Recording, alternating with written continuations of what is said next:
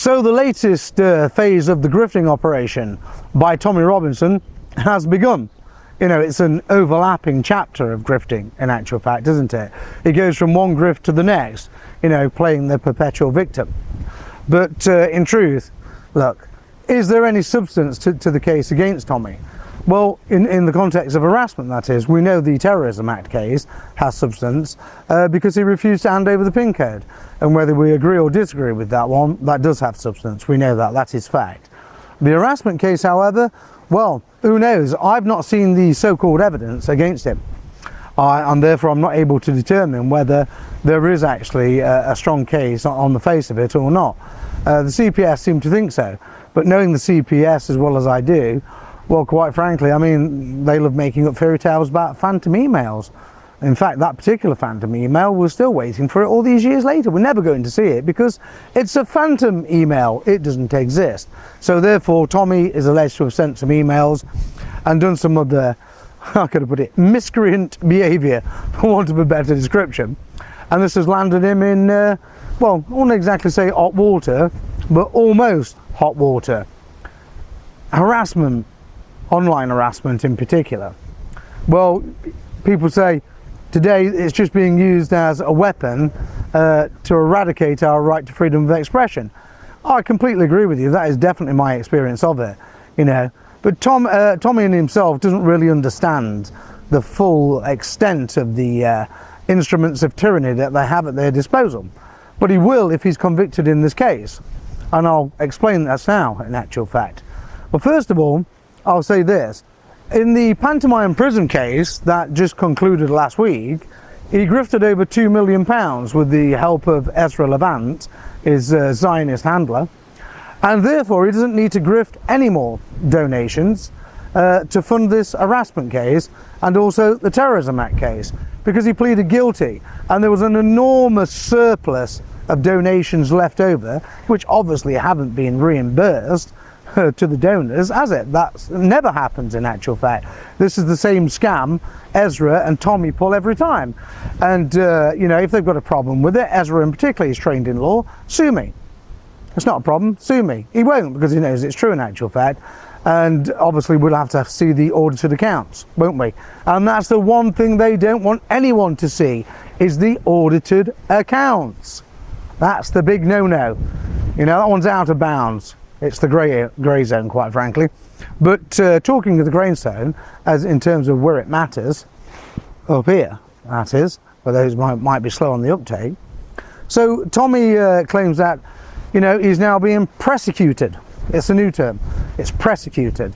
Lawfare and prosecution. Well, look, I'll say this about Tommy and his fanboys. They are renowned for carrying out acts of harassment and online stalking, threats, abuse, intimidation, death threats. I've had it all from them in actual fact. And all of them boasted, I said this before in previous videos, that the police would never arrest them because they hated me and the police were on their side. Well, that's true. We all know that to be true. Yeah, it's another example of that so-called two-tier justice, you know, or two-tier policing they keep ranting about. But you know, and what we're going to see after tomorrow when Tommy appears in court is yet another classic example of narcissistic exceptionalism. This shouldn't be happening to Tommy, they'll be saying.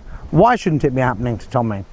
As I said, I've not seen the evidence against him in this case, but I do know for a fact that Tommy has form for harassment and stalking. We've seen that before, you know. He already has one injunction for stalking and harassment. Lizzie Durden and her husband. And he most definitely did do that. There's no doubt about that whatsoever. And in terms of this case, well, as I said, I know it may well be regarded as circumstantial evidence, but in actual fact I regard it as supporting evidence, because this is how it operates with this organised criminal gang called Urban Scoop, or more to the point, Urban Scam, and all the clowns involved in it and all those fools who support it. So anyone who says a word out of place, dares to question the narrative, dares to challenge Tommy as some, I don't know, messianic saviour, which is just absolute drivel, in the same context as it's absolute nonsense with fake Farage, then of course they have to be harassed, they have to be intimidated, they have to be threatened, their family members have to be threatened. So look, quite frankly, the case against him may well not have any substance to it at all. It may well have substance in actual fact. It may well have legs. Might have big legs in actual fact. I don't know because I've not seen it, but the evidence, that is. But what I do know for a fact is that Tommy and his criminal gang most definitely do have a very long litany of form for carrying out acts of harassment, abuse, intimidation and death threats, and every time Tommy defends them. He defends all of his fanboys and his fangirls. Ginger Tony is a notorious example in actual fact. Absolutely odious woman. Really, truly horrible, horrible person. You know? But and that's just that's just one person inside his little grifting factory, quite frankly. So yes, I think the case against him does have legs and it will go to trial. And all his nonsense about, oh, well, you know, it's all about me and they're only doing this to me, nonsense. I've had it done to me years before Tommy came onto the scene. Years and years ago. I could teach Tommy more about lawfare than what he knows in actual fact, quite frankly. And also Ezra Avant and all the other centre-right grifting clowns who demand exceptionalism before the law. Well, I don't agree with most of this legislation, I might add, you know. And Lucy Connolly, quite frankly, another one who they're always ranting about. Well, she very clearly incited people to attack hotels. The fact that she deleted it a couple of hours later should have been taken into account in plea and mitigation at least, and given a non-custodial sentence. And frankly, as I said before, it could have been resolved with a police caution, but it wasn't. She's still in jail. But she's not exceptional. But this is what the centre-right demand. They demand exceptionalism before the law because they had it good under the Tories. The Tories barely did a thing to them. And now they don't like it because they're under Starmer and they're feeling the heat, they're feeling the pain of their harassment and abuse campaigns that they've been carrying out for many years. And now, quite frankly, you know, it's all coming crashing down on them.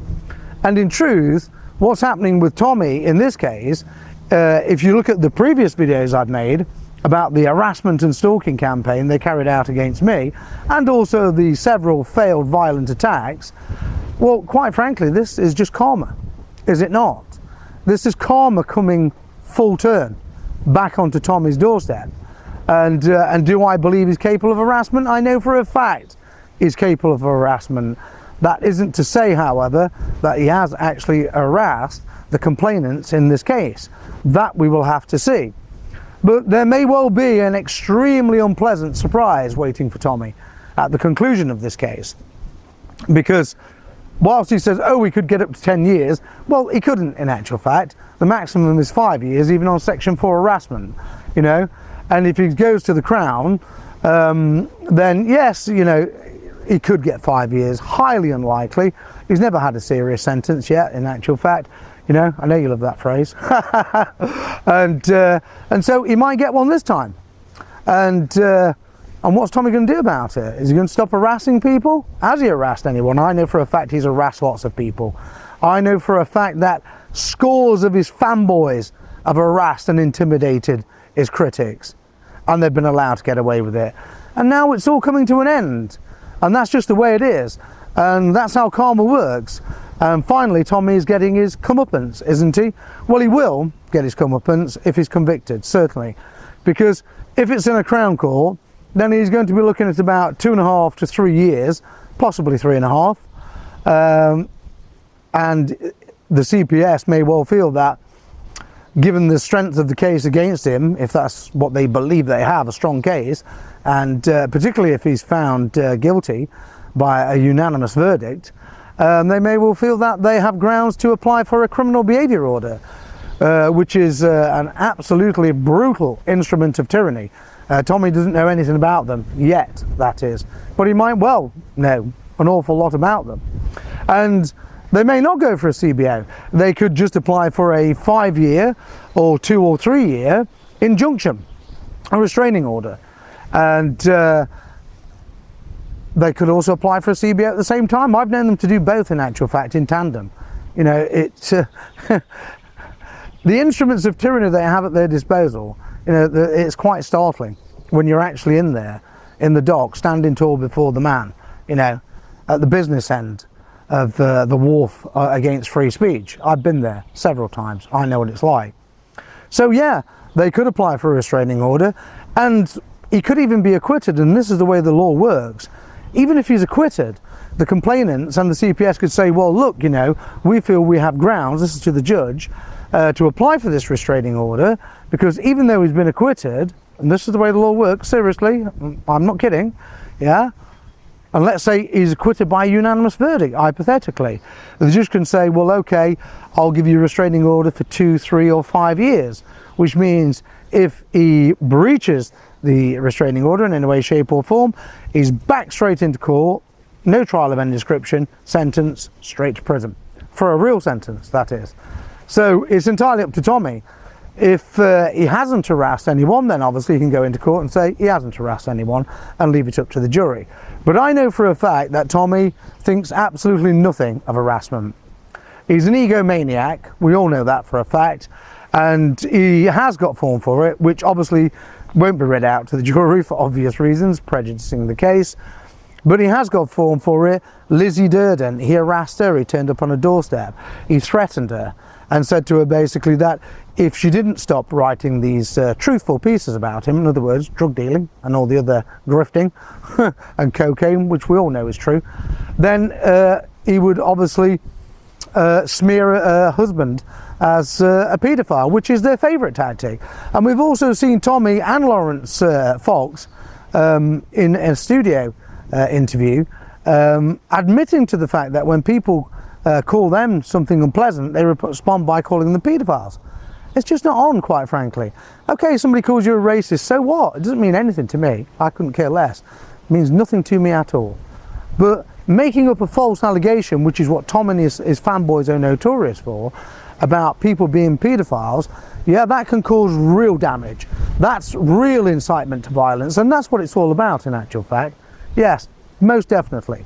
So the grift this time, well, okay, yesterday he said he went to a legal meeting in London and it cost him £3,000. Don't you mean it cost his stupid donors £3,000? And he's now on the grift again because of this prosecution case. But as I said, there's 2 million left over from the previous grift on the pantomime prison case. Some people say it's 2.5 million. And then there's the 42,000 that just seems to have disappeared into the ether that was collected in the name of Peter Lynch. And they lied about that as well, saying that his family didn't want it. And we know that is not true. And we've covered that extensively. And we've still not seen any audited accounts of any description. And you know what? We're not going to see any audited accounts. What we're going to see is the full centre-right spin machine in a prosecution grift for little Tommy Robinson.